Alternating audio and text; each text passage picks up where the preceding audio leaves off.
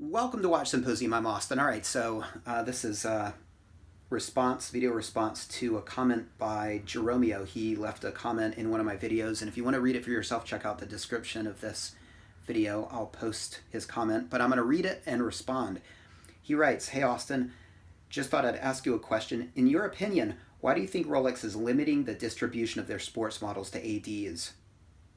I know you probably touched on it in your videos several times already, but just wondering if you could give your thoughts about it again. One of the effects of it thus far we've seen is that all new pre-owned and vintage sports models have gone up substantially in just the past half year or so. My personal theory behind this is the rising prices of pre-owned models is exactly what Rolex wants, is playing right into their strategy. By limiting the distribution of new sports models, it's thereby driving up the prices in the used market.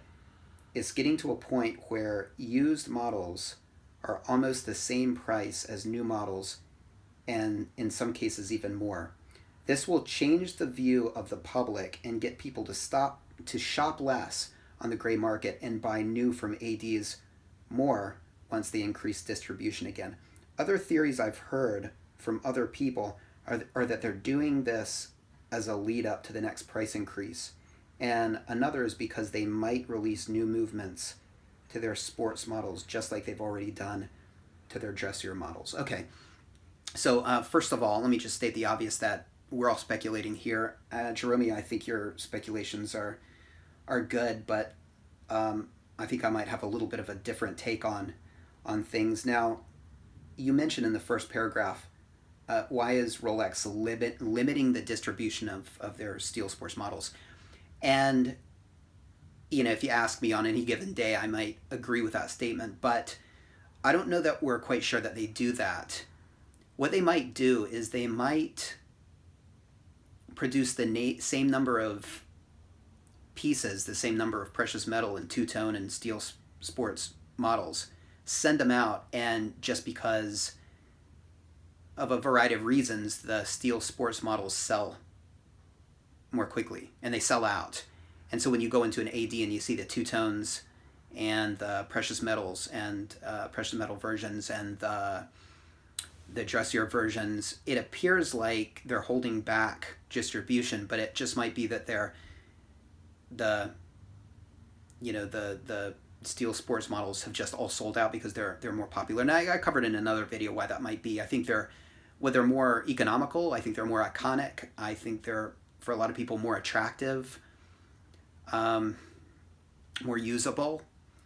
And I think I already mentioned that, but yeah, more economic. I mean, it's a no-date sub is going to be a lot cheaper than a two-tone sub. So for that reason, I think if you imagine them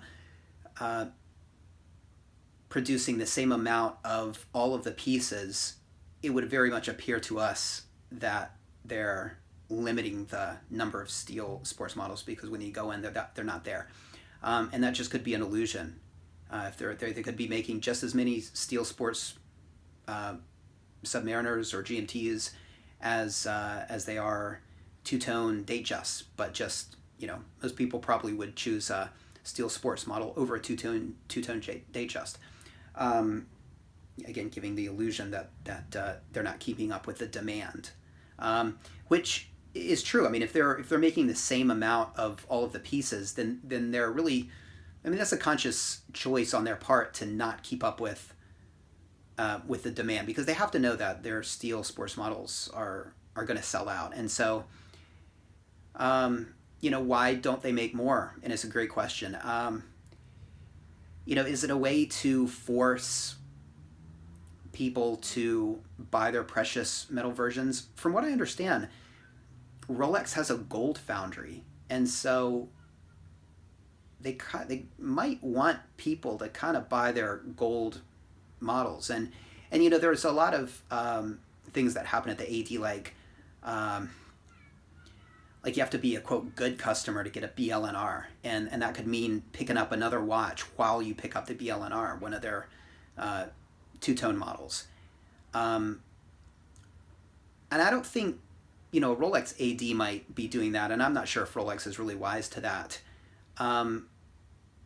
But I could see Rolex just saying, we're going to release the same amount of all of our pieces, and what sells sells, and what sells out, and too bad we're not going to meet demand. And in your theory, you have it that that the reason is because it increases the price on the gray market and the used market, and in that sense makes a person more apt to want to buy new.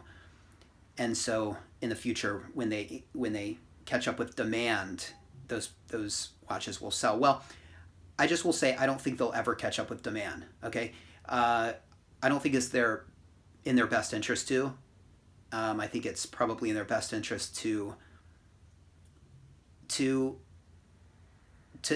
have demand much higher than supply. They're in a great position if they do that. A lot of other companies they can't afford to do that. The board members would flip. We've got demand. We want to pump out these watches so we can sell them.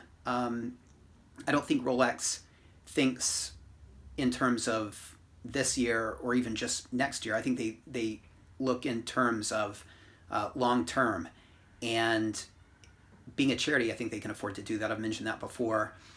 They don't have to appeal to board members and shareholders, and the company president isn't looking for a bonus this year and next year. Whereas you take another watch brand, the more they sell in a given year, probably the bigger bonus that company president is going to get. And if it means cheapening the name and the brand, well, they might be out of the company in 10 or 20 years, so, or maybe even 3 years. So let's think short term, increasing profit as much as we can. Whereas I don't think Rolex is thinking in terms of that. I think they're thinking much more into the future. And I don't think they're trying to really have any sort of impact on the gray market. I think what they do is merely about protecting the brand and protecting the brand status. And that's why they limit, when I say limit production, that's why they don't increase production to meet demand. I think they're very happy with the situation where demand outweighs the supply. I think it puts them in a great position. I think they probably wish that people would buy more two-tone and precious metal models. And I think by making the same amount of everything, they're bound to sell some of those pieces. You go, some person goes into an AD and they don't have any steel sports models. The person, if they've got their heart set on a Rolex watch, they very well may just say, well, I'll take the two-tone, I'll take the precious metal version, I'll just cough up that extra cash. So I think Rolex's real dilemma is how they can sell those two-tone and those precious metal versions. And if they're making the same amount of everything, then telling ADs that they can hook up, repeat customers and customers that buy other watches is maybe a way to move those two-tone and those precious metal versions. Now, they don't do that in Japan. They just put them out, and there's no list here. You happen to go to an AD here and they have a BLNR and it's your lucky day. That's it. And that's kind of nice. That's more fair. Whereas other ADs I've heard, like I said, they want you to buy something when you get your BLNR, or you have to have bought a couple watches. So, I mean, there are people, big spenders that will apparently, buy a two-tone or a precious metal watch, knowing that it's going to get them at the front of the line for, say, a steel Daytona or one of these steel sports watches. So so I don't think they're trying to really affect the gray market. I think they're probably aware of the gray market. They're aware that their older pieces are going up in value, and they've got to be aware that on the gray market, a BLNR is fetching much more than what it does at an AD, a couple thousand more. They got to be thrilled about that. I'm sure that they're not thrilled that people are buying them and flipping them immediately. They're probably not happy about that. But what they're probably not happy about is that their other watches don't retain the same value. And yeah, it's interesting. I mean, I guess if they wanted to, they could really pull back the amount of two-tones and precious metals that they sell, and maybe they'd have to just pull back too many for that. I don't know. I think they could increase the number of steel pieces and then slightly decrease the number of precious metal and two-tone pieces, and maybe create some sort of balance. But like I said, it might just be, we produce 5,000 of this and 5,000 of this and 5,000 of this model. So yeah, I don't think there will ever be they'll ever catch up with demand. I don't think they really want to. What would be the motivation to sell more pieces? I think Rolex, I think their main motivation is to protect brand status, and I think they do things that, say, Swatch Group doesn't do with Omega, meaning the constant anniversary pieces and flooding the market with men on the moon. And in that sense, I think they produce a set number of pieces for each model. And so to us, it looks as though that they're holding back the steel pieces when they make just as many. I think that's probably what's going on there.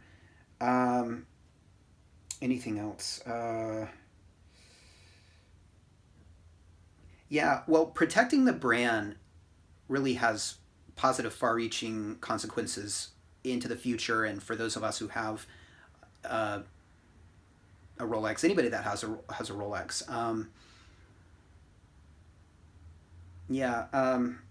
It seems like I wanted to say something else, but I sort of lost my train of thought. I don't... Oh, I remember what I was going to say. Okay, I'll get to that in a minute then. I don't think it has anything to do with new movements, although... Yeah, I don't think so. I don't think that they're going to put new movements in so many of the sports watches that we can't get. I would be surprised. I mean, that could be one reason, but usually they put a new movement in this one and that one, not across the board. And I think a few of them have kind of new movements. So I don't think it really has anything to do with Baselworld. I think it really has everything to do with protecting the brand and keeping the brand strong. And as far as price increases go, it's because the brand is so strong, they can have a price increase pretty much any time they want. I mean, they could have obscene price increases, and they don't. In fact, they're pretty reserved as far as price increases go. So I've heard recently that there has been a price increase, and I don't know if that's true or not, but they could increase pretty much as much as the gray market dealers tack on to say a BLNR. So I think Rolex could increase prices dramatically, and they could say, well, the gray markets are selling the BLNR for 13,000, so we're going to sell it for 12. I don't really think that's what they're all about. They're in it to make money, but they're not in it to make money at the expense of the brand. And I think that's really what all of this boils down to: keeping the brand strong, keeping the brand status high, and not pimping it out and not looking to the dollar as what drives the brand, but the brand status as what drives the decisions. I think it really is that in a nutshell.